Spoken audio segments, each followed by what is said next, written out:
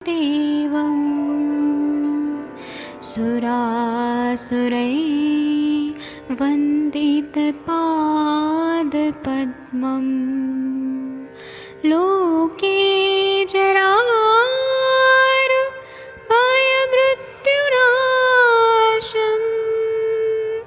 दातारमीशं विविधौषधीनां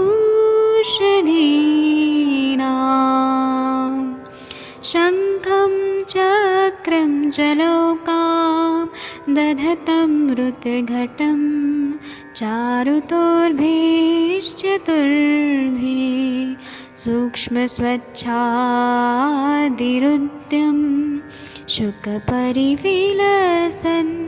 मौलिमं भोजनेत्रम् कालाम्बोदोज्ज्वलाङ्गं कटितटविलसत् चारुपीताम्बराढ्यं वन्दे धन्वन्तरिन्तं निखिलगदमिव प्रौढदावाग्निनीलम्।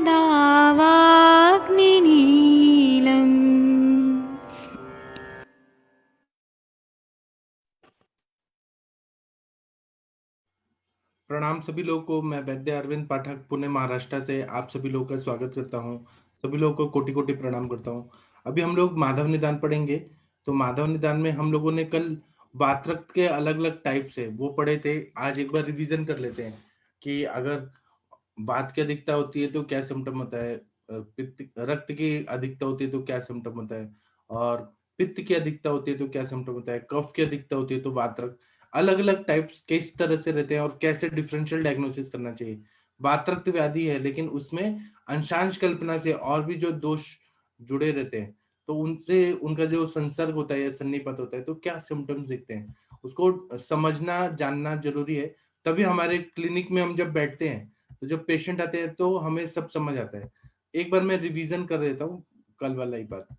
इसमें ऐसे बोल रहे हैं कि वात्रक में यदि वात की अधिकता होती है तो यहाँ पर पेन होगा। जानू और अंग में बहुत पीड़ा होती है, अंग फड़कते हैं, अंगों में टूटने की सी पीड़ा होती है, शोथ में रुक्षता होती है, शोथ का रंग काला या नीला हो जाता है, शोथ कभी बढ़ता है कभी घटता है, धमनी और अंगुलियों के जोड़ों में संकोच होता है, सब अंग जकड़ जाते हैं, अंगों में अत्यंत पीड़ा होती है, ठंड अच्छी नहीं लगती है, ठंड से रोग बढ़ जाता है, अंगों में स्तंभ होता है, स्टिफनेस बहुत ज्यादा होती है, कंप होता है, त्वचा शून्य हो जाती है। ये तो वात वाला हो गया। दूसरा आ रहा है कि रक्तोल्बण वात्रक के लक्षण। वात्रक में यदि रक्त की अधिकता हो जाती है तो देह में शोथ होता है, अत्यंत पीड़ा होती है, शोथ का रंग तांबे का सा होता है और उसमें चुनचुनाहट होती है, खुजली होती है और उसमें से पानी निकलता है, स्निग्ध रुखी वस्तुओं से शांत नहीं होती है। तीसरा आता है कि पित्तोल्बण वात्रक के लक्षण। पित्त की अधिकता में विदाह होता है, मोह होता है, पसीना आता है, मूर्छा होता है, मद होता है, प्यास होता है, देह का स्पर्श असह्य होता है, देह में पीड़ा होती है, लालीपन होता है, शोथ होता है, फुंसियाँ निकलना, पकना, बहुत उष्णता मालूम होना, ये लक्षण होते हैं। कफोल्बण वात्रक के लक्षण ये हमें अभी पढ़ना है। ये हमारे इसमें ये माधव निदान में क्या बताए वो हम देखते हैं। 12 नंबर का श्लोक है, ये देखते हैं। इसमें बोला है कि कफे स्तमित्य गुरुता सुप्ति स्निग्धत्व शीतता कंडूर मंदाच रुग्द्वंदम सर्वलिंगम च शंकरात। मतलब कफ की अधिकता ऐसा मालूम होता है मानो गीले कपड़े से कोई स्तमित्य हो रहा है, गीले कपड़े से ढक दिया है। देह भारी मालूम होती है, त्वचा शून्य हो जाती है, देह स्निग्ध रहता है, ठंडक मालूम होती है, खुजली बहुत ज्यादा होती है, थोड़ी पीड़ा होती है। दो दोषों की अधिकता से दो दोषों के लक्षण, तीनों दोषों की अधिकता से संपूर्ण लक्षण होते हैं। टीकाकार क्या बोलते हैं कि कफ इत्यादि द्वंद्व सर्वलिंग संक्रांत अर्थात दो दोष, मतलब इन्होंने यही बोला है, टीका में कुछ खास नहीं है। इन्होंने बोला है कि कफे स्तमित्यम गुरुता सुप्ति स्निग्धत्व शीतता कंडूर मंदा चरुग्धोदम सर्वलिंगम च संक्रांत। अगर कफ केवल बढ़ता में ऐसा प्रतीत होता है मानो गीले कपड़े से लपेट दिया गया हो, भारीपन होता है, शरीर शून्य सा हो जाता है, छूने में शीतल प्रतीत होता है, खुजली अधिक होती है, पीड़ा कम होती है। दो दोषों के संसर्ग से दो दोषों के लक्षण पाए जाते हैं और सन्निपातज वात्रक में तीनों दोषों के लक्षण पाए जाते हैं। इसमें बोल रहे हैं, ये बहुत इंपॉर्टेंट है, 13 नंबर का श्लोक। इसमें बोल रहे हैं कि कुपित वात्रक उपेक्षा करने पर देह भर में फैल जाता है। अभी केवल पैरों की संधियों में नहीं है, ये पूरे बॉडी में फैल गया है। तो इसमें बोल रहे हैं कि वात्रक पहले पैरों में रहता है और हाथों में उत्पन्न होता है। यदि उसकी उपेक्षा किया जाता है तो कुपित होकर चूहे के विष के समान धीरे धीरे देह भर में फैल जाता है। पाद्योर्मूल्यम मास्थाय कदाचित तयोरपि आखोर विष में क्रुद्धम तदेहम उपसर्पति। तो जो यूरिक एसिड है ना, वो ज्यादा बढ़ जाता है, वो पूरे बॉडी में फैल जाता है। और फिर ये मतलब लंबर स्पॉन्डिलाइटिस में भी ऐसे सिम्टम्स दिखेंगे, हाथ पैर में भी दिखेंगे, पूरे बॉडी के सारे जॉइंट्स में रक्त फैल जाता है, दूषित रक्त, तो वहां पे हो जाता है। और टिप्पणी में चरकाचार्य जी ने वातरक्त के 2 प्रकार के हैं। उत्तान जो त्वचा और मांस के आश्रय रहता है अर्थात ऊपरी भाग में, गंभीर जो रहता है अंतराश्रित रहता है अर्थात भीतरी होता है। सुश्रुताचार्य कुष्ठ के समान वातरक्त को भी एक ही प्रकार मानते हैं और वे उत्तान के बाद गंभीर हो जाता है।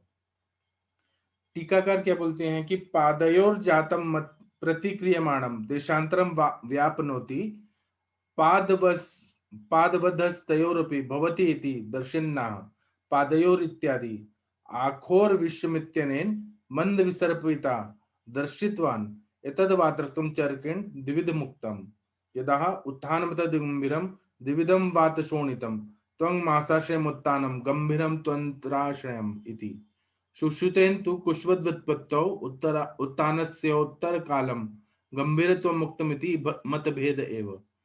मतलब पाँव में उत्पन्न होने वातरक की यदि समय पर उचित चिकित्सा न किया जाए तो सारे शरीर में फैल जाता है। इनके अतिरिक्त पाँवों की तरह हाथों में भी हो जाया करता है। इस विषय को स्पष्ट करते हैं कि पादेयोर इत्यादि आखिर विष में चूहे के विष के समानता से इसकी मंद विसर्पणता धीरे धीरे फैलने की शक्ति को प्रकट करते हैं। चूहे का विष जो होता है, अगर मतलब चूहे ने काट दिया ना तो धीरे धीरे विष पूरे बॉडी में फैलता है। इसी तरह से ये भी, और वैसी वेदना भी होती है, धीरे धीरे फैल के, और वेदना भी होती है। उत्तान मथ गंभीरम इत्यादि अर्थात उत्तान और गंभीर भेद से वातरक 2 प्रकार का होता है। इनमें उत्तान तो त्वचा और मांस धातु तक रहता है और गंभीर आभ्यंतरीय धातु में रहता है। सुश्रुतों से कुष्ठ के समान उत्तान को उत्तरावस्था को गंभीर मानते हैं। इस प्रकार चरक और सुश्रुत में मतभेद है। मतलब चरक बोलते हैं कि यह 2 भेद है, लेकिन सुश्रुत बोलते हैं कि नहीं, उत्तान ही गंभीर में कन्वर्ट हो जाता है। चरक बोलते हैं कि उत्तान अलग है, गंभीर अलग है। पांव के मूल में अवस्थित होकर अथवा हाथों से भी आरंभ होता हुआ वातरक चूहे के विष के समान धीरे धीरे सारे शरीर में फैल जाते हैं। अर्थात वातरक कभी कभी तो हाथों पांव की उंगलियों से और कभी मणिबंध गुल्फ से उत्पन्न होकर कोहनी और घुटनों तक पहुंच जाता है। ऐसी अवस्था तक भी यदि समुचित प्रतिक्रिया न की जाएगी तो ये सारे शरीर में धीरे धीरे फैल जाएगा। फिर इसके उपद्रव बताए हैं कि अस्वप्ना रोचका श्वास मास्कोथ शिरोग्रहा समूर्छा मदरुक तृष्णा ज्वर मोह प्रवेपकः हिक्का पांगुल्य विसर्प पाक तोद भ्रम क्लमाः अंगुली वक्रता स्फुटदाः भ्रम मर्म ग्रह अर्बुदाः। इसका मतलब है कि नींद ना आना, निद्रा नाश हो जाता है, अरोचक हो जाता है, श्वास हो जाता है, मांस कोथ मतलब मांस सड़ने लगता है, तीव्र शिरशूल मूर्छा मद सर्वांग मर्द तृष्णा ज्वर मोह कंप। ये आप लोग ने देखा होगा, जब यूरिक एसिड बढ़ जाता है ना तो सारे सिम्टम्स दिखते हैं ब्लड में, ब्लड के वजह से ऐसे दिखते हैं। हिक्का पांगुल्य विसर्प भ्रम क्लम अंगुली वक्रता विस्फोट दाह कुष्ठ हृदरोग तथा अन्य मर्म विकार अर्बुद। अर्बुद जो बताया ना यहाँ पे, ऐसे ही फिर ये अर्बुद का जो उपद्रव, ये उपद्रव स्वरूप में अर्बुद बताया तो ये कैंसर में भी जाता है। वातरक्त जो है वो बहुत सारा कैंसर भी यहीं से, क्योंकि इन्होंने जो बताया है वो सच में ऐसे ही दिखता है, कैंसर में ऐसे ही पेशेंट दिखता है। ये वातरक्त के उपद्रव है। और उदर्क में अंगुली वक्रता अवयव झड़ जाना और हृदरोग, ये महत्व के 3 उदर्क बताए हैं। मतलब परमानेंट डैमेज होने लगता है यहाँ पे। आप लोग कुछ बताना चाहते हैं तो बताइए। कंचन मैम, आपने ऐसे पेशेंट देखे हैं तो पैर की उंगलियों के अलावा आपने कहीं और देखे बात रखते पेशेंट? जी सर, प्रणाम सर। पैर की अंगुली के सिवा मतलब जैसे स्टार्टिंग की कंडीशन रहती है पूर्व रूप अवस्था, वहां पे तो सर जोड़ों में ऐसे कोई डिफॉर्मिटी दिखती नहीं है, तो हमको ये सार्वदेहिकी लक्षण दिखते हैं। आपने जैसे अभी बताया, तो जैसे मैंने वो कल भी वो पेशेंट का बताया था, तो उस पेशेंट में वैसे ही बिल्कुल सिर बिल्कुल सुन हो रहा था उसका। जैसे आंसर का जो भाग था ना, वो वन साइड हाथ में भी पूरा सुन बता रही थी कि मुझे कभी कभी सुन होता है, कभी कभी नहीं होता है। और पैरों में भी जैसे वो बोल रही थी कि हल्की हल्की जलन स्टार्ट हुई है उसे। तो ये सर मतलब जब शुरुआत की अवस्था होती है, तो हमें यहाँ पे कोई ऐसे उंगलियों में कोई डिफॉर्मिटी नहीं दिखती है। और जैसे जैसे ये क्रॉनिक होते जाता है, तो हमें यहाँ पे जैसे उत्तान से गंभीर में, मैंने भी जैसे ऐसे ही देखा है, उत्तान से गंभीर में जाता हुआ पेशेंट ही देखा है। अगर उसको ध्यान नहीं देते हैं लोग, वैसे ही हेतु सेवन होता है ना, तो फिर हाथों की उंगलियों में डिफॉर्मिटी आना स्टार्ट। मैंने तो एक पेशेंट ऐसे देखा था कि जैसे उसको तो मैंने डायग्नोस तब किया था कि ये वातरक्त है, उसने ध्यान नहीं दिया, तो उसकी पहली एक अंगुली में थोड़ा डिफॉर्मिटी आना स्टार्ट हो गया था हाथों की। फिर दूसरी और तीसरी उंगली में भी आना स्टार्ट हो गया था। मैंने फिर वो काफी लंबे समय के बाद आया था, मैंने समझाने के बाद भी, शायद मेरे पास वो 1 साल के बाद आया था। तो धीरे धीरे हमको दिखता है सर ऐसे। हाँ, पैरों में भी पैर की उंगलियां बिल्कुल ऐसी टेढ़ी मेढ़ी सी, या ऊपर की तरफ उठ जाती है, पैर टिका नहीं सकते हैं बराबर। ये दिखता है सर। बहुत मतलब बहुत तकलीफ में रहते हैं सर ऐसे पेशेंट। एक्चुअली मेरे पास जब वो एक लेडी आई थी, तो मैंने उसको मर्मर स्टिमुलेशन बोला था, तो मैंने करके दिया, तब उसको अच्छा लगा। पर बोली मैं कैसे करूं, मेरी उंगलियां ठीक नहीं है, मैं मेरी उंगली से तो प्रेस ही नहीं कर पाऊंगी। मतलब ये भी प्रॉब्लम होता है कि उनको किसी ने करके दिया मर्मर स्टिमुलेशन, तो उनको अच्छा लगता है, पर वो खुद कर भी नहीं सकते, उनकी उंगलियों में जान ही नहीं रहती सर। जी सर। जी, और बताइए। और आकांक्षा मैम, आपने देखे हैं तो आपका क्या एक्सपीरियंस है, कृपया बताइए। और लोग को कुछ बताना है ऐसे, केवल सुनते मत रहिए, अपना एक्सपीरियंस बताइए आप लोग।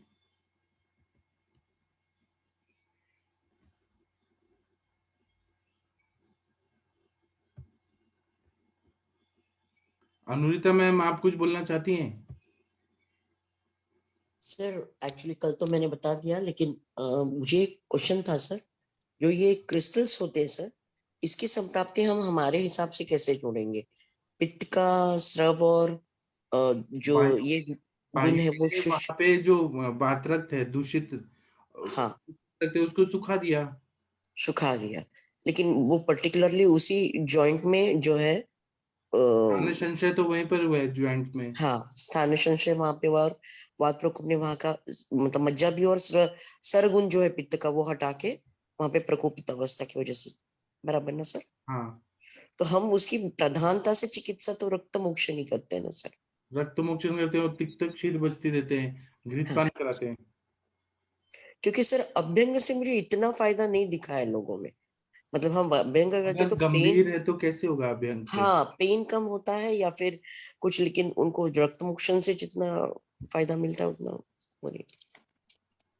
जी, मैं थोड़ा चिकित्सा पढ़ता हूँ। इसमें ऐसा बता रहे हैं, चरक चिकित्सा स्थान 29 में 38 और 39 नंबर का श्लोक है। इसमें क्या बता रहे हैं कि विरेच्य स्नेहित्वादो स्नेयुक्ते विरेचनैः ही वृक्षेर्वा मृदुभिः सस्तम अस्त्रिक बस्ति कर्म च स्नेहाभ्यंग प्रदेहान स्नेहा प्रायोविदाहिना वात्रक्ते प्रशस्यते। मतलब वात्रक्त में शोधनोपक्रम बहुत कार्यकारी होता है।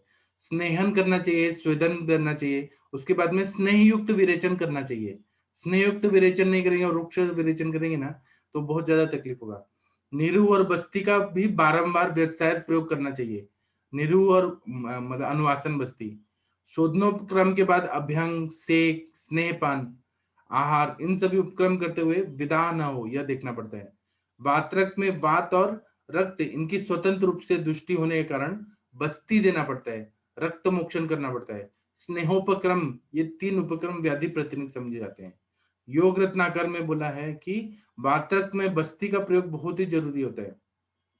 इसमें बोल रहे हैं कि रुक्षर व मृदुभि शस्तम अस्त्र बस्ती कर्म च न ही बस्ती समम किंचित वात्रक्ते प्रशस्यते। न ही बस्ती समम किंचित, मतलब बस्ती जैसा कोई श्रेष्ठ चिकित्सा है ही नहीं। इन्होंने बोल रहे हैं कि वात्रक में जो प्रमुख दोष वायु है, उसके प्रशमन के लिए बस्ती श्रेष्ठ उपक्रम है। बस्ती का उपयोग उत्तान और गंभीर दोनों अवस्थाओं में होता है। फिर भी विशेषतः गंभीर वात्रक में बस्ती चिकित्सा अवश्यम भावी होती है। रुक्ष या मृदु बस्ती से बस्ती देने को उस सूत्र में कहा है। इसका अर्थ नीरु और अनुवासन का वत्सायद प्रयोग करना इतना ही है। बस्ती समान उत्तम चिकित्सा वात्रक में कोई ऐसा वर्णन ही नहीं किया गया है। नीरु बस्ती के लिए दशमूलक्वाथ या पद्मकादि गणों के द्रव्यों का उपयोग किया जाता है। पद्मकादि गण जो है ना, वो रक्त और पित्त इसको शमन करता है। अनुवासन के लिए प्रधानतया घृत का इस्तेमाल करना चाहिए। वात्रक में जब वेदना अधिक हो तब यहाँ पर विशेषतः गुद पार्श्व और उरु प्रदेश में वेदना हो तो ऐसी अवस्था में घृत युक्त क्षीर बस्ती, जैसे तिक्तक क्षीर बस्ती या घृत युक्त बस्ती, दूध का बस्ती देना विशेष लाभदायी होता है। फिर वात्रक्त में रक्त मोक्षण। वात्रक्त के संप्राप्ति का दूसरा घटक है रक्त दुष्टि। इस रक्त दुष्टि की अवस्था में रक्त मोक्षण महत्व का उपक्रम है। इस व्याधि के प्रसार रक्त के द्वारा होता है, इसलिए रक्त मोक्षण भी आवश्यक हो जाता है। रक्त मोक्षण का वर्णन करते समय स्नेह श्वेत और औषधि चिकित्सा से रक्त मोक्षण की तुलना की गई है। इन दोनों उपक्रम में रक्त मोक्षण अधिक कार्यकारी होता है, ऐसा रक्त मोक्षण की प्रशंसा की गई है। एकतः सर्वकर्माणि रक्त मोक्षण एकतः, इस सूत्र से यह कल्पना स्पष्ट की गई है। तत्र मुंचेद अश्रिक श्रृंग जलौक सुच्यालाभुभिः पृच्छान्यर्वा सिराभिर्वा यथा दोषम यथावलम। मतलब वात और रक्त ये दोनों प्रवृत्त होने पे एक के मार्ग में अवरोध उत्पन्न करते हैं। मतलब वायु और रक्त आवरण जन्य संप्राप्ति कर रहे हैं, तो अगर वायु है वो रक्त को, रक्त वायु को अवरोध करता है। इस कारण रुग्ण का दोषों का बलाबल देकर श्रृंग से, जलौका से, सूचिभेद से, अलाबु से, प्रच्छान कर्म से रक्त मोक्षण करना चाहिए। एक ही समय में अधिक मात्रा में रक्त निर्हरण नहीं करना चाहिए। थोड़ा थोड़ा वात रक्त में रक्त मोक्षण करना चाहिए, नहीं तो वात प्रकोप हो सकता है। और दाह और तीव्र वेदना होने पे जलौ का उच्चारण करना चाहिए। अगर कंडू और वेदना है, कफ के सिम्टम है, तो अलाबू से रक्त मोक्षण करना चाहिए। वाक्त्रत का प्रसार काफी जल्दी हो तो प्रच्छान और सिरावेद अधिक उपयुक्त होता है। वात्रक में इस प्रकार स्नेहन, बस्ती, रक्त मोक्षण इन तीन उपक्रमों का उपयोग करना होता है। इसके बाद शमनोपचार किया जाता है, तो इसमें विविध प्रकार के लेप, अभ्यंग, परिषेक, उपना इनका प्रयोग किया जाता है। इन उपक्रमों का लाभ विशेषता उत्तान वात्रक में अधिक अच्छी प्रकार से होता है। गंभीर वात्रक में तो शोधनोपचार बारंबार करना पड़ता है। लेप के लिए विविध द्रव्य उपयुक्त होते हैं। तिल रगड़कर उसका लेप करना चाहिए। एरंड बीज को दूध के साथ रगड़कर, शतावरी मूल का लेप, वचा कोष्ठ दारुहृद्रा का लेप, श्वेत चंदन पद्म काष्ठ का लेप, ये भी उपयुक्त होते हैं। रक्ताधिक वात्रक में दाह कम करने के लिए शुद्धोदघृत का लेप भी कार्यकारी होता है। अभ्यंग के लिए विविध तेल का प्रयोग किया जाता है, तो शतावरी, कुष्ठ, बला, यष्टि मधु, गुड़ुचि सिद्ध तेल लाभदायी होता है। बला तेल या शतपाकी, दशपाकी, शिरबला तेल यह बाह्य तथा अभ्यंतर स्नेह के लिए उपयुक्त है। गुड़ुच्यादि तेल, पद्मकादि तेल, बृहन मरीच्यादि तेल इनका भी बाह्य तथा अभ्यंतर स्नेह के रूप में उपयोग होता है। परिषेक के लिए वातग्न द्रव्यों से सिद्ध क्वाथ या तेल का उपयोग करना चाहिए। वात प्रधान वात्रक के लिए उपनाह लाभदायी होता है। यह उपनाह सुखोष्ण होना चाहिए। रक्ताधिक और पित्ताधिक वात्रक में उपनाह नहीं किया जाता है, क्योंकि इस प्रकार से उष्णोपचार से त्वक धारण यह लक्षण हो जाता है। रक्ताधिक और पित्ताधिक वात्रक में शीत परिषेक करना चाहिए। औषधि द्रव्यों में गुड़ुचि का प्रयोग करना चाहिए। मंजिष्ठा, सारीवा, परपटक, कुमारी, नीम, निर्गुंडी, शतावरी, दशमूल, जीवनीय गणों के द्रव्य, एरंड, त्रिफला, रासना ये महत्व के द्रव्य हैं। वात और रक्त दुष्टि दूर करने वाले अर्थात पर्याय से पित्त पर कार्यकारी औषधियां वात्रक में लाभदायी होती हैं। ऊपर निर्दिष्ट द्रव्यों में गुड़ुचि ये वातग्न है, रक्त दुष्टि को दूर करने वाला है। कटु पौष्टिक होने से वात्रक में व्याधि प्रतिनिक द्रव्य समझा जाता है। गुड़ुचि चूर्ण, गुड़ुचि सत्व, गुड़ुचि आदि क्वाथ, गुड़ुचि घन, संशमनी वटी, अमृतादि घृत, अमृता गुगुल, कैशोर गुगुल, अमृतारिष्ट जैसे गुड़ुचि के विविध कल्प वात्रक में विशेष उपयुक्त होते हैं। कोकिलाक्ष और सुरांजन ये भी वात्रक की चिकित्सा में महत्वपूर्ण रहते हैं। वात्रक में होने वाली रक्त दुष्टि ध्यान में रखकर महामंजिष्टादि क्वाथ, सारी वाद्यासव, चंदनासव जैसे रक्त दुष्टि नष्ट करने वाले कल्प भी उपयुक्त होते हैं। वात्रक में दाह बोध होता है तो मौक्तिक और कामदुधा प्रवाल का प्रयोग हितावह होता है। कमल, उशीर, चंदन, नाकेशर ये द्रव्य भी दाह प्रशमनार्थ उपयुक्त होते हैं। तिक्तक या महातिक्तक घृत से व्याधि प्रतिनिक के रूप में अनेक बार लाभकर होता है। वातरक्त में सोमल के कल्पों का भी अच्छा लाभ होता है, जैसे समीर पन्नग रस, तालकेश्वर रस, मल्ल सिंधु जैसे कल्प वातरक्त में अनेक बार लाभदायी दिखाई देते हैं। व्याधि ठीक होने के बाद इसका पुनरुद्भव ना हो, इसलिए शमशमनी वटी और गुड़ुचि सिद्ध घृत बहुत दिन तक सेवन करना जरूरी है। और पथ्य में बता रहे हैं कि पुराण शाली षष्टिक चावल, फिर यव, गोधुम, मुद्ग, मसूर, द्राक्षा, कुष्मांड, आमलकी, गाय, भैंस या बकरी का दूध यह विशेष पथ्यकर है। और अपथ्यकर क्या बता रहे हैं कि मांस, कुल्थी, निष्पाव, शार ये नहीं खाना चाहिए, शार का सेवन बंद करना चाहिए। अनुपमास, दही, मद्य, अभिसंधि पदार्थ, कटु उष्ण लवण अन्नपान, दिवास्वाप, अग्नि सेवा, व्यायाम ये रक्त दुष्टिकोण और वात प्रकोप से होने से अपथ्यकर बताए हैं। अब आप लोग बताइए कुछ। प्रणाम सर। हाँ प्रणाम, बताइए आप। सर अभी जो आपने जो लक्षण सर सार्वदेहिक लक्षण जो पढ़े थे सर, उसमें मैं ये पूछना चाह रही थी कि क्या गंभीर होने के बाद ही ये लक्षण मिलेंगे कि पहले भी मिल सकते हैं सर? पहले भी मिलेंगे जब वो फैलने लगता है।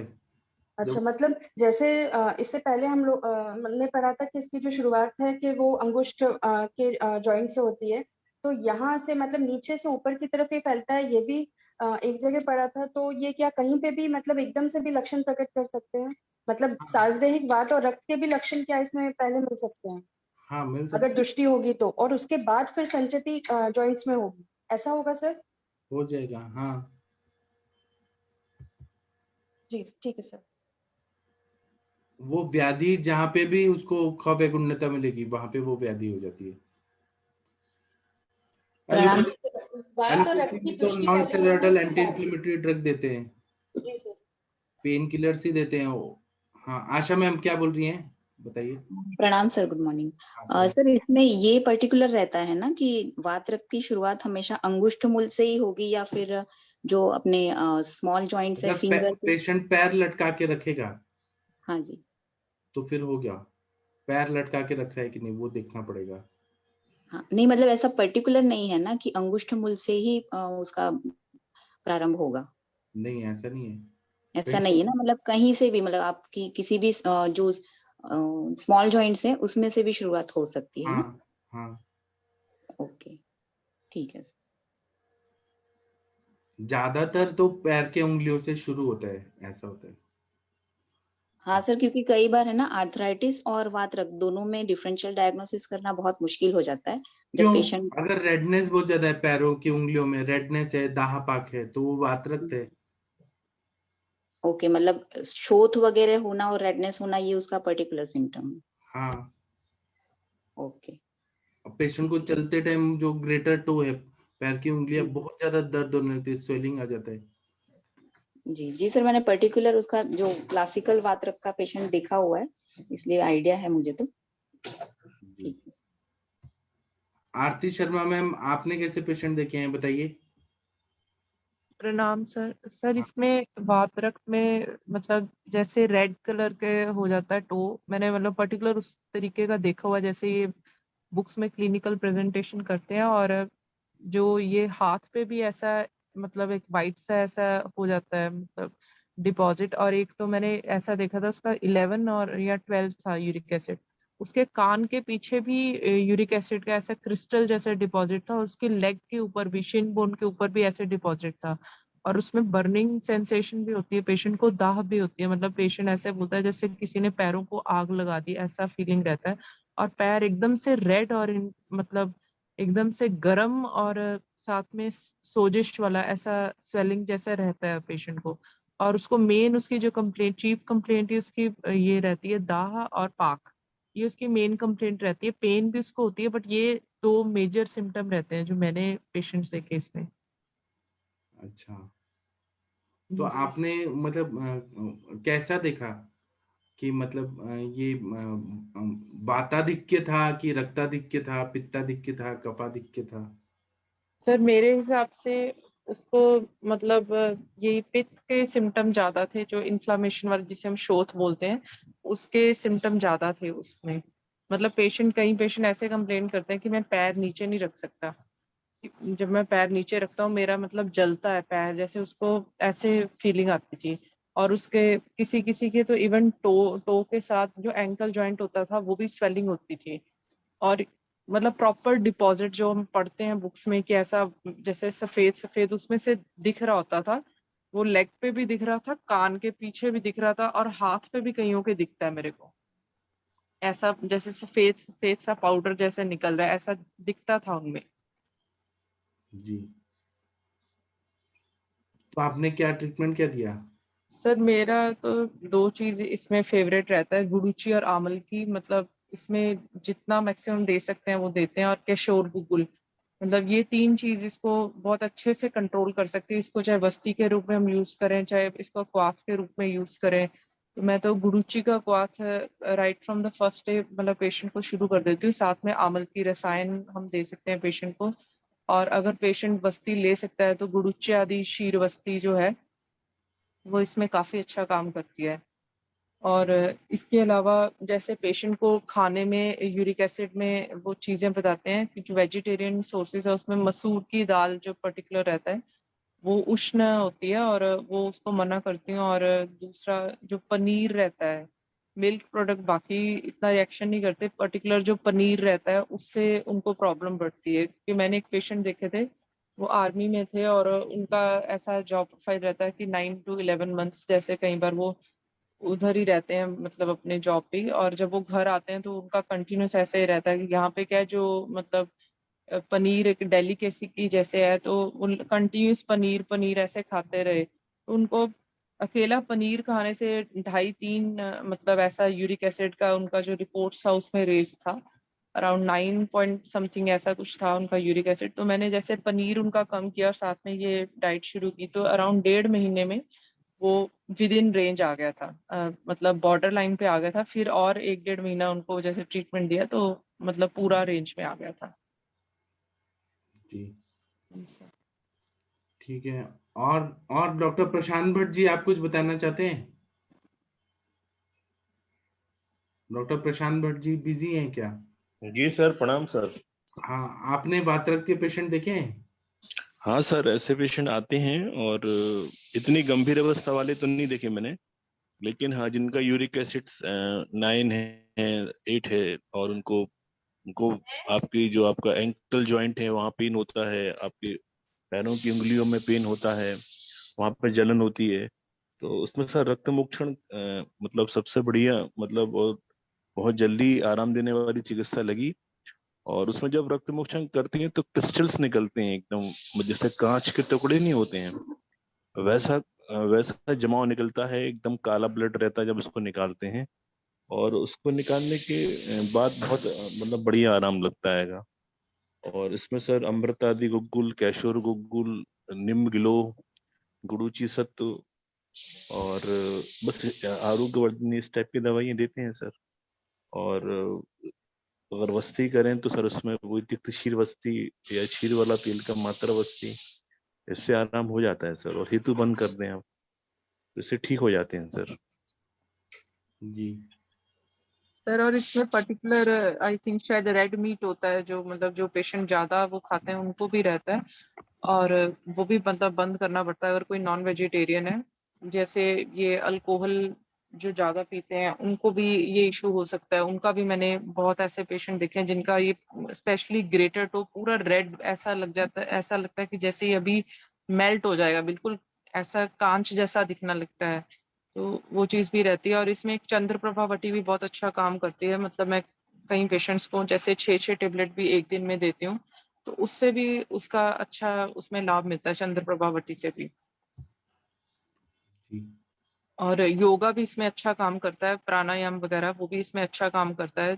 धीरे धीरे मतलब पेशेंट ठीक होता है, जिसमें मतलब टोफेशियस जो हम ग्लैंड बोल जाते हैं कि ये यूरिक एसिड डिपॉजिट होने लग पड़ता है, उसमें बहुत ज्यादा समय लगता है। जो नॉर्मल जो जिसमें ये जो डिपॉजिट वाला नहीं रहता उसमें 1.5 से 3 महीने में भी पेशेंट को काफी रिलीफ हो जाता है। और एक गुडुची के पत्ते का ही लेप जो है वो भी इसमें बहुत अच्छा काम करता है। जी, और सर इसमें पुनर्नवा गुग्गुल का भी बहुत अच्छा रोल है, मैंने काफी पेशेंट को दिया है। उससे भी बहुत जल्दी स्वेलिंग कम होती है और पेन कम होता है। और कई बार तो ये जो केस होते हैं ना अपने ये यूरिक एसिड वाले, ये आम बात के साथ मैंने काफी देखे हैं कि आम बात भी है और उनका यूरिक एसिड भी है। तो यहाँ पे आप महायुगराज गुग्गुल के साथ में समीर पन्नग के साथ जब आप पुनर्नवा गुग्गुल देते हैं तो बहुत अच्छे परिणाम आते हैं सर। सर इसमें जो आम बात और इसमें वात रक्त में मतलब दोनों में एक बहुत अच्छा क्लियर एक डिस्टिंक्शन होता है। उसमें क्या रहता है कि जो आम बात होता है उसमें स्टिफनेस वाला जो पार्ट है वो ज्यादा रहता है। मतलब आप कभी भी उसको बहुत बारीकी से देखो तो मेरे को ऐसे पर्सनली फील होता है कि उसका जो स्टार्टिंग है ना उसको जकड़ाहट से स्टार्ट होता है स्टिफनेस वाला पार्ट, और जो ये वात रक्त वाला है उसका जो स्टार्टिंग है वो बर्निंग सेंसेशन से होता है। उसको ऐसे गरम गरम ऐसा लगना शुरू होता है पेशेंट को कि मेरा पाँव नीचे नहीं रखा जाता, मेरे को इतना पैर के तलवों में गर्मी लगता है, मतलब ऐसे एकदम बर्निंग सेंसेशन रहता है। और इसमें जब स्टार्टिंग होता है जो सुपरफिशियल जो हम बोलते हैं, इसमें स्टार्टिंग में उसमें पर्टिकुलर रेडनेस आपको दिखेगा। मतलब मैंने ऐसे पर्टिकुलर सिम्टम देखा है जैसे पेशेंट का पैर रेड होता है, पेशेंट का एंकल जॉइंट रेड होता है, पेशेंट की लेग का कुछ हिस्सा रेड होएगा, हाथ का कुछ हिस्सा रेड होएगा, कान के पीछे रेड होएगा। ये चीज आपको देखने को मिलेगी। और जो ये रहता है आम बात रहता है इसमें आपको जितना सिम्टम रहेगा मतलब उसमें अरुचि एक मेन सिम्टम रहता है जो ये आम बात रहता है। और उसको प्यास बहुत ज्यादा लगती है, पेशेंट को आलस आलस लगता है जब जैसे वो सुबह उठता है, जिसको मॉर्निंग स्टिफनेस बोलते हैं। ये उसमें पर्टिकुलर सिम्टम जरूर होगा। मतलब मैं जैसे पेशेंट का अगर हम एलोपैथी के हिसाब से देखें या हम आयुर्वेद का, उसमें भी है अंगमर्द, अरुचि, तृष्णा, है, आलस्य, गौरव, ये मतलब माधव निदान का ही है। तो ये सारे सिम्टम जो माधव निदान में एक एक वर्ड लिखा हुआ है, मतलब मैं पेशेंट में वो चीज जैसे मैं अपने नोट कर लेती हूँ और उसको ऐसे टिक करते जाती हूँ, उसमें वो सारे सिम्टम्स एकदम क्रिस्टल क्लियर होते हैं कि ये मतलब सिम्टम आम बात का हो गया, ये वात रक्त का हो गया। और उसका जो डाइट पैटर्न भी होगा उसमें भी आपको बहुत फर्क दिखेगा। जो ये वात रक्त वाले पेशेंट होते हैं ये बहुत ज्यादा कटु जैसे ऐसे गर्मी वाले पदार्थ जो होते हैं मतलब ये खा रहे होते हैं, उनकी डाइट में हो रहा होता है ये सारी चीज, शार एकदम ऐसे तीखे तीखे चीजें ये खा रहे होते हैं। बाकी जी सर अच्छा बता ही रहे हैं। जी, इसमें ऐसा बता रहे हैं कि वात रक्त को मॉडर्न भाषा में गाउट कहते हैं।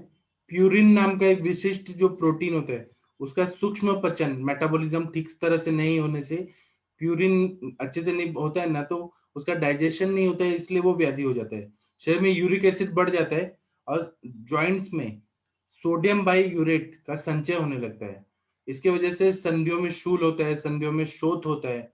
और जो लोग मांस का सेवन ज्यादा करते हैं और मद्यपान ज्यादा करते हैं वो उन लोगों को ये ज्यादा होता है। धनवान लोगों को इसका प्रमाण ज्यादा होता है।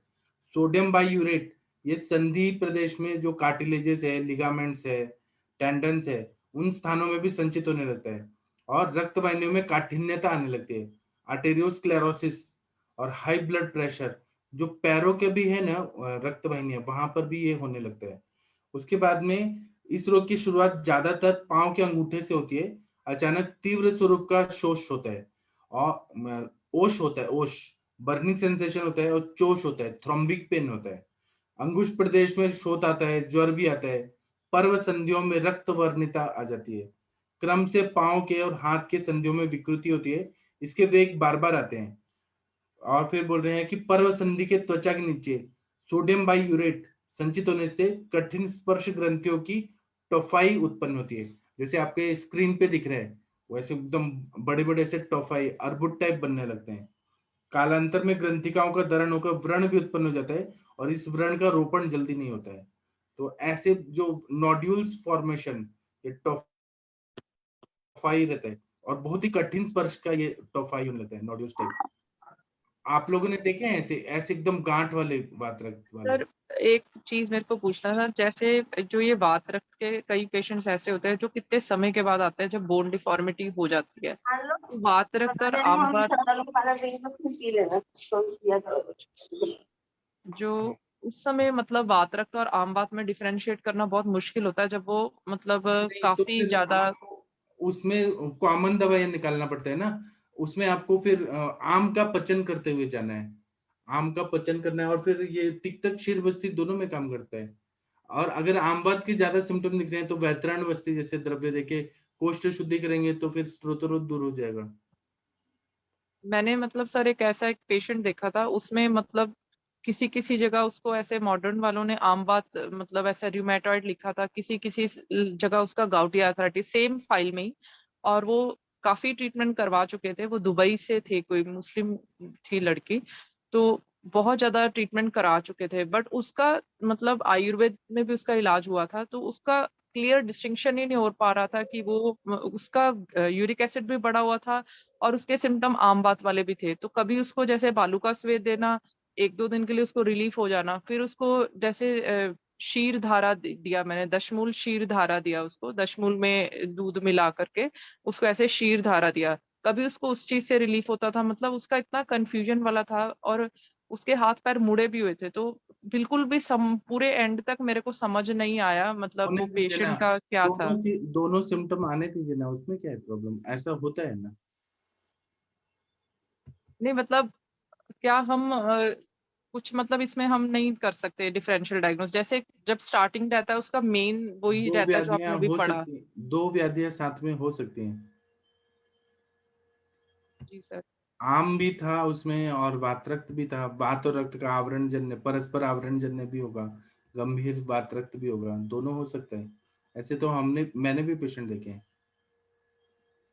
जी सर, क्योंकि उसमें कोई भी ट्रीटमेंट सेट नहीं बैठ रहा था। जैसे 2 दिन उसको जैसे रुक्ष स्वेद ऐसे बालू का स्वेद किया, उसको कभी रिलीफ हो जाता था, फिर उसके बाद जैसे उसको गुरुची शीर धारा दिया या दशमूल शीर धारा दिया, उसको रिलीफ हो गया, फिर उसके बाद फिर उसको ऐसे जकड़ाहट शुरू हो जाती थी, मतलब बीच में कभी वैतरण वस्ती देना, फिर उसको ऐसे हो जाता था, फिर उसको गुड़ुची वाली देनी, फिर वो थोड़ी सी ठीक हो जाती थी, इसलिए कुछ समझ ही नहीं पड़ता था नहीं, कि तो उसको सबसे मतलब पहले कैसे। आपको हेतु निकालना चाहिए कि क्या हेतु था। वो पूरा हेतु निकालना, इसे ही समझ आता है। वो सर उसकी पोस्ट डिलीवरी जो केयर थी वो अच्छे से नहीं हुई थी, मतलब उसको पोस्ट डिलीवरी केयर में ही मतलब उसको प्रॉपर मिला नहीं, मतलब फूड भी और लाइफस्टाइल भी उसका ऐसे नहीं रहा था। उसको जैसे बहुत चीजें लिखी हैं सूतिका परिचर्या में, उसने कुछ भी फॉलो नहीं किया था, उसका कंटिन्यूस काम करना पड़ता था और बच्चों को संभालना पड़ता था, और उसको बिल्कुल भी आराम नहीं मिला था। मेरे हिसाब से उसका ये हेतु था, और इतना ज्यादा बिगड़ा हुआ था वो। फिर लास्ट में मैंने जीरक आद्य अरिष्ट मतलब सूतिका का ट्रीटमेंट करना शुरू कर दिया, उससे उसको थोड़ा सा रिलीफ जरूर लगा। अब समझ नहीं आया उसका केस का। तो आपने ठीक नहीं किया पूरा? नहीं सर, वो चले गए थे, वो दुबई से थे लेडी, तो वो चले गए थे 2-3 महीने, मतलब उन्होंने कराया था, उन्होंने आयुर्वेद का पहले कहीं से भी कराया हुआ था, केरला वगैरह से भी उन्होंने ट्रीटमेंट लिया था, उनका प्रॉपर पूरा फाइल बना हुआ था, वहां पर भी वो बहुत कुछ ट्रीटमेंट करा के आए थे। जी। ऐसे उनका मतलब कभी वो लिखा हुआ था चूर्ण पिंड स्वेद, कभी बालू का स्वेद, कभी वैतरण बस्ती, वहां पर दूध के साथ दिया हुआ था उसको।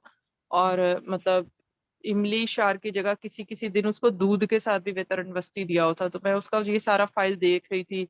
बीच में कभी कभी उसको अमृतोत्तर कषाय के साथ दिया हुआ था, अमृता हरित की और एक और इंग्रेडिएंट होता है उसमें, ये 3 चीजों से भी उसको वस्ती दिया हुआ था, सिर्फ ऐसे निरुवस्ती, कभी कभी बीच में ऐसे भी दिया हुआ था, कभी कभी उसको ये क्षीर धारा जो मैं करती थी वो भी उसका किया हुआ था, जी। और लेप भी किया हुआ था उसका अलग अलग से। हाँ, तो वो मतलब ये कष्ट साध्य तक चला गया था पूरा। जी सर, और उसका रक्त मोक्षण भी कराया हुआ था उन्होंने। जी। बीच में उसको वेरिकोज वेन्स भी शुरू हुआ था एक नी के पास, तो बीच बीच में रक्त मोक्षण भी कराया हुआ था, त्रिफलाक्वाथ से भी धावन कराते थे, मतलब कई ट्रीटमेंट लिए हुए थे उसने। मैम आपने आम पाचन करा दिया था शुरू में उसका? मैम मैंने सारा कुछ दे के देख लिया, बट वो मतलब 1.5-2 महीने मतलब मेरे पास आए होंगे, उसको सिम्टोमेटिक थोड़ा सा रिलीफ होता था, जैसे आज रिलीफ है। इसमें क्या प्रॉब्लम क्या आती है कि जो वात रखता है उसमें उसको बिल्कुल ऐसा लगता था कि जैसे बर्निंग बर्निंग बर्निंग ऐसा वाला फीलिंग आता था, तो अगर कोई तो शीत मैम बेस ट्रीटमेंट में ना देते थे। हो सकता है मैम की ना अम्ल पित्त की उसकी हिस्ट्री रही हो, और जो भी वो इवन मेडिसिन भी वो खा रही हो वो सब जो है अंदर पेट में जाके उसके उसमें नहीं मैम, एसिड में जब वो कन्वर्ट हो। उसको थोड़ा शीत ट्रीटमेंट देते थे उसको थोड़ा सा रिलीफ होता था, एक ऐसे सिम्टोमेटिक सा, जैसे एक दिन रिलीफ हो गया, अगले ही दिन उसको जकड़ाहट हो जाती थी। जैसे उसको कुछ ऐसा शीत ट्रीटमेंट देना तो उसको जकड़ाहट हो जानी, फिर उसके बाद उष्ण ट्रीटमेंट देना, मतलब क्योंकि बहुत कॉन्ट्राडिक्टरी सा था मेरे को, मेरे सच में समझ ही नहीं पड़ा कि उसको क्या है और कैसे उसको करूं मैं।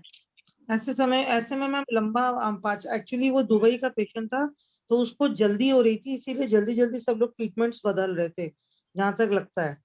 क्योंकि उसकी अच्छे से हिस्ट्री लेके अगर उसका जो पोस्ट है उसको प्रिपेयर अगर कर लिया जाता शुरू में ही, उसके बाद फिर चिकित्सा की जाती। क्योंकि वो जल्दी में, जब ऐसे पेशेंट्स बहुत जल्दी में होते हैं, तो थोड़े से उनके मानसिक रूप से भी वो प्रिपेयर्ड नहीं होते। उनमें तो मैम मेन ये था कि उनकी ना वो एज बहुत छोटी थी, और उनके मेरे ख्याल 3 बच्चे थे या 4 बच्चे थे, कुछ ऐसा था, और बहुत जल्दी में हो गए थे, और मतलब उनको कोई केयर नहीं मिला उस समय।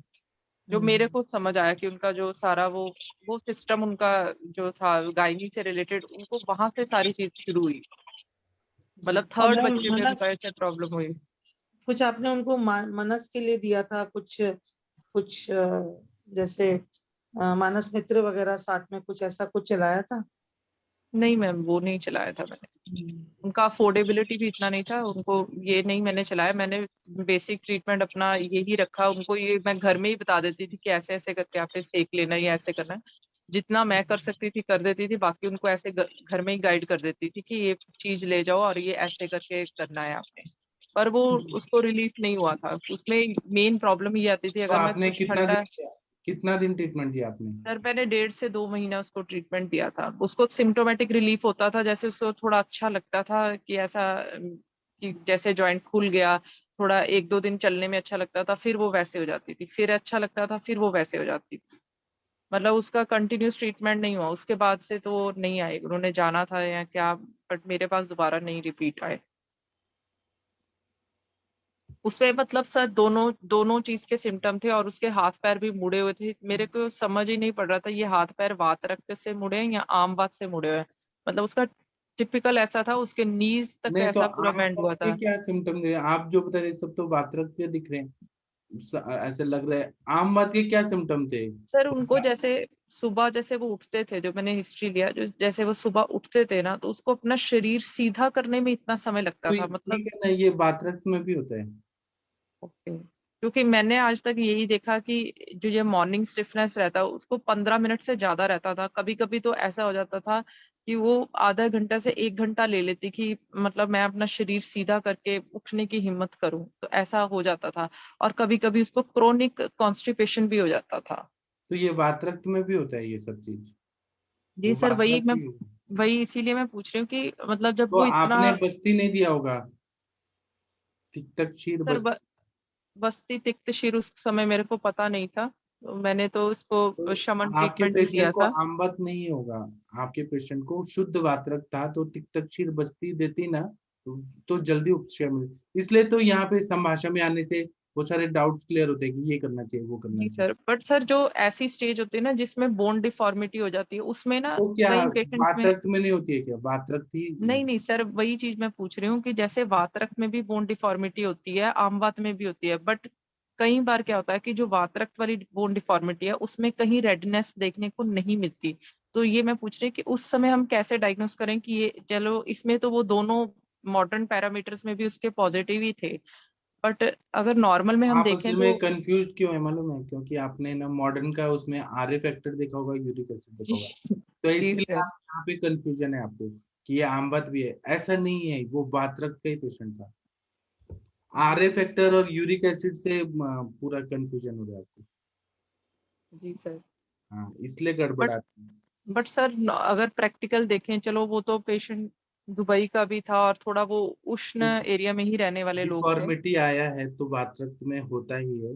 वातरक्त में जो रहता है ना, वो क्या रहता है कि दाह पाक और यूरिक एसिड के क्रिस्टल्स जमा हो रहे हैं, और बहुत ज्यादा, मतलब वहां पे स्टिफनेस बहुत ज्यादा आ जाती है। आमवत में क्या होता है कि शिफ्टिंग रहता है, एक जगह एक जॉइंट पे रहेगा, फिर दूसरे दिन दूसरे में रहेगा, और ठंडियों में ये बढ़ जाता है। और आमवत में ज्वर रहता है, फिर उसके बाद में वहां पे अगर आप संधियों में टच करेंगे तो उष्ण स्पर्श रहता है, और वो स्थिर नहीं रहता है आमवत, वो फैलते रहता है, संचारी वेदना होती है, और लॉक हो जाता है, और बड़े बड़े जॉइंट्स में ज्यादा होता है, वो लॉक हो जाता है पूरा। वातरक्त में कैसे रहता है, छोटे छोटे जॉइंट्स में रहेगा, और शिफ्ट नहीं होता है, एक जगह हुआ तो हो गया। जी सर। हाँ, तो इसलिए आरए फैक्टर और ये मॉडर्न के पैरामीटर से आप देखेंगे तो इसलिए गड़बड़ हो जाता है। जी सर। हम्म। तो अगर जैसे किसी में ये दोनों चीज मतलब फिर एक ही समय पे हो, तो फिर से मत डालिए यहाँ पे आरए ठीक है। फैक्टर और यूरिक नहीं एसिड। नहीं, आरए फैक्टर हम छोड़ देते हैं, यूरिक एसिड भी छोड़ देते हैं। अगर किसी में दोनों सिम्टम हो, मतलब उसको ऐसा शिफ्टिंग पेन, जो भी आपने ये सिम्टम्स बताए, अगर ये दोनों चीज किसी में हो, तो जो आमवात की चिकित्सा क्या बताए, लंघनम, स्वेदनम, लंगनम, स्वेदनम, तिक्तम कटुनी रुक्षनम। बनानी च, ऐसे बता रहे हैं। तो वहां पे ठीक है। पहले लंघन कराना चाहिए जब आमवात के सिम्टम है। तो आम पचेगा तो पेशेंट को सिम्टोमेटिकली रिलीफ मिलेगा ही। जी सर। हाँ, तो ये वातरक्त में भी अप्लाई होता है और उसमें भी अप्लाई होता है, तो पहले लंघन करा देना चाहिए और फिर उसके बाद गुड़ लिंगम परीक्षित उपशम अनुपशाभ्याम, मतलब गुड़ लेख को उपशय अनुपशय से समझना है, फिर हमें पूरा क्लियर हो जाता है कि लंघन कराने के बाद कौन से सिम्टम्स है। तो इस तरह से करना पड़ता है। और तिक्तक क्षीर बस्ती है ना, दोनों में काम करता है, क्योंकि गुडुची वगैरह है तिक्त रसायन में, वो आमवात में भी काम करता है, इधर भी काम करता है। जी sir. Hmm. Thank you sir. Thank you doctor Meenal. और कभी भी मॉडर्न का जो रिपोर्ट है उससे अपने आप को कंफ्यूज मत करिए। नहीं सर, उससे तो नहीं क्या था होता है ना, कंफ्यूजन बहुत सारी एक्चुअली। बीमारियों में उनका आर जो फैक्टर उनका बढ़ा हुआ काफी रहता है। लंबी चौड़ी फाइल थी आयुर्वेद की भी। वो 1-1.5 महीना वहाँ साउथ में भी किसी हॉस्पिटल में एडमिट रहे थे। तो उसके फाइल से मेरे को काफी कुछ सीखने को मिला। मतलब बहुत सारे प्रोसीजर उसने कराए हुए थे, ऑलरेडी कराए हुए थे। और वो खुद भी बोलती थी कि मैं जब ये कराती थी मेरे को बीच में रिलीफ मिलता था, फिर ऐसे हो जाता था, जो मैंने सुने भी नहीं हुए थे। बहुत सारी चीजें उस पर हो चुकी थी, ऑलरेडी हो चुकी थी। कि ऐसे उसको मतलब कभी बीच में ही निरुवस्ती दे दिया, बीच में शीरवस्ती चल रहा था, और वैतरण वस्ती में भी उसको 3 तरीके का दिया गया था। एक बार इमली के रस से, एक बार दूध के साथ, एक बार किसी, मतलब 3 अलग अलग तरीके थे उसमें, ऐसा लिखा होता उसका फाइल में। तो मतलब बहुत चीजें सीखने को भी मिली, ऐसी बात नहीं है। पर कई बार ऐसा होता है मेरे कि कोई पास तो चीज ऐसे दिमाग में हो पेशेंट आते जाता है। हैं ना जो 100 प्रोसीजर करा चुके होते हैं तब भी बीमार ही रहते हैं। जी सर। वो प्रोसीजर का महत्व है कि ठीक होने का महत्व है। मेरे पास ठीक है। ऐसे पेशेंट आते हैं जो शिरो अभ्यंग भी करा चुके होते हैं, शिरो बस्ती भी करा चुके होते हैं, शिरो धारा भी करा चुके होते हैं, इतने सारे प्रोसीजर करा के इतना फाइल लेके आते हैं और तब भी बीमार ही रहते हैं। तो क्या फायदा है इससे। सर ये तो है। सर, ठीक और है। जैसे आपने बताया सूतिका परिचर्या का इसमें पालन नहीं हुआ होगा, तो वहाँ पे शुरुआत से ही मतलब वहाँ पे शुद्ध बात से ही वो संप्राप्ति बनी होगी ट्रीटमेंट केवल के लिए, सूतिका या फिर परिचर्या से वात रक्त नहीं होता है, उसमें कुछ नहीं नहीं खाने सर, से। वात की संप्राप्ति वहां ही से शुरू हुई होगी, क्योंकि वहां हाँ, पे मतलब जैसे आपने बताया ना शुद्ध वात यहाँ पे प्रकोपित हुआ होगा पहले, उसके बाद फिर आगे ये चीजें आहार विहार या बाकी क्योंकि परिचर्या उसको से मैं प्रकोपित होगी। हुआ ये सारी चीज, उसके जो थर्ड उसका डिलीवरी हुआ ना, उसके बाद से उसको ये सारी चीज इतनी ज्यादा हो गई थी, मतलब उसका डे टू डे लाइफ भी ऐसा मतलब बहुत मुश्किल हो गया था। नहीं तो मैम फिर होता है कई वो पेशेंट में दिवा ऐसा। स्वाप कर रही थी क्या, दाल खा हाँ, रही थी बहुत सारे क्या? वही है ना कि मतलब जैसे सूतिका परिचर्या का वहां पे अगर पालन नहीं हुआ तो वहां पे वात का प्रकोप वहीं से शुरू हो गया।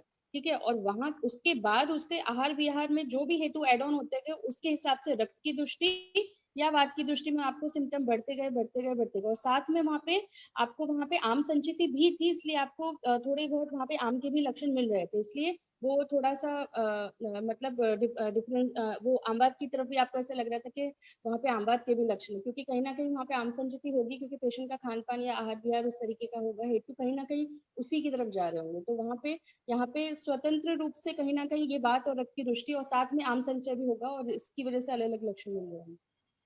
जी मैम।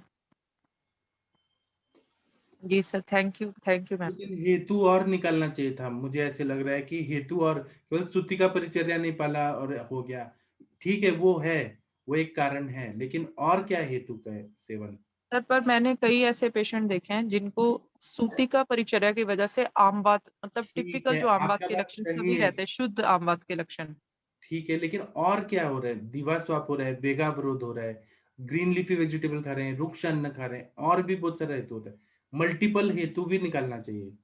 सर एक और उसने मतलब कारण जो मेरे को समझ आया उसका, कि वो वहां पर उनका क्या हैबिट था कि वो जब बाहर से जैसे आते थे, एकदम गर्मी वो रहते थे वहां पे, बहुत तेज गर्मी होती थी, और आते ही वो ठंडा पानी जैसे अपने पैर के नीचे ऐसे डाल लेते थे। मतलब वो ये उनका कहना था कि वो हाफ लेग पे और पैर पे एकदम से ठंडा पानी डाल देते थे। तो मेरे को ऐसा लगा कि ये सडन जो टेम्परेचर डिफरेंस है ये भी कहीं ना कहीं शायद हाँ। रीजन होगा उनका।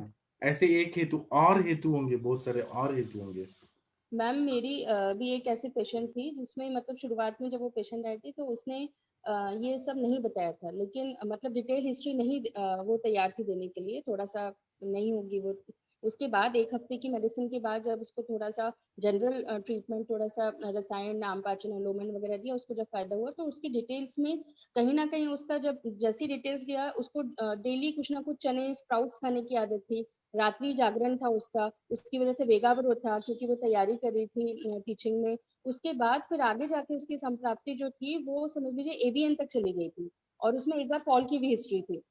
तो यहाँ पे मतलब और खास तौर से सूतिका परिचर्या का भी, क्योंकि पेन ज्यादा था तो वहां पे भी पालन नहीं हुआ था। तो मतलब उसके साथ साथ इतने सारे हेतु मिले, उसके बाद फिर वो संप्राप्ति आगे जाके विदिन 2 इयर्स मतलब आफ्टर डिलीवरी उसकी वो एवियन की तरफ चली गई थी, जिसमें एकदम शात्मक संप्राप्ति चली गई थी।